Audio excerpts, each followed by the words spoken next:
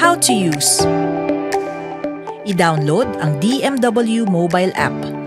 Pagbukas ng app, i-click ang login at i-type ang e-registration account details.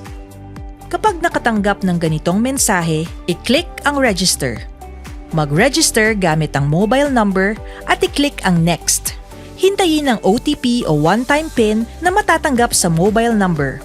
I-enter ang OTP na matatanggap sa registered mobile number. Click Submit. Kapag nakita ang success na message sa screen, i-click ang OK. Ang susunod na makikita ay ang Data Privacy Policy. Hinihikayat na ito ay basahin at unawain. Pagkatapos, i-click ang Accept. Matapos mag-register o mag-login, maaari nang mag-apply ng OFW Pass. Ang unang step ay ang passport verification. Para sa ID type, piliin ang passport at i-click ang Continue. Sunod, i-click ang Allow para magamit ang camera ng mobile phone sa pagkuha ng passport. I-click ang Continue. Ihanda ang passport. Click Continue. I-scan o kunan ang passport. Siguruhing nasa loob ng kahon na nakikita sa screen ang inyong passport. Sunod, i-click ang Continue. Hintaying matapos ang passport verification process. Pagkatapos ng passport verification, mag-selfie. Huwag gumamit ng flash. Siguruhin din na nasa loob ng bilog ang buong mukha at malinaw ang inyong picture.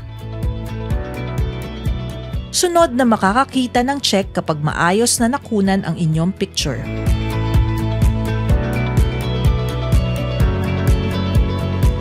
Kapag natanggap na ng system at nag-match ang passport at selfie, magkakaroon na ng OFW Pass account na may lifetime ERN.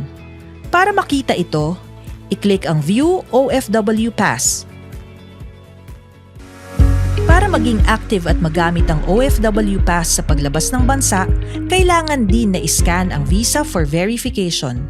Maaari itong magawa sa dalawang paraan. Una, sa pamamagitan ng pop-up notification na lalabas sa OFW page matapos gumawa ng OFW Pass account. Para naman sa matagal nang may account ngunit wala pang inilalagay na visa sa DMW mobile app, maaaring pumunta sa requirements page ng app at i-click ang visa.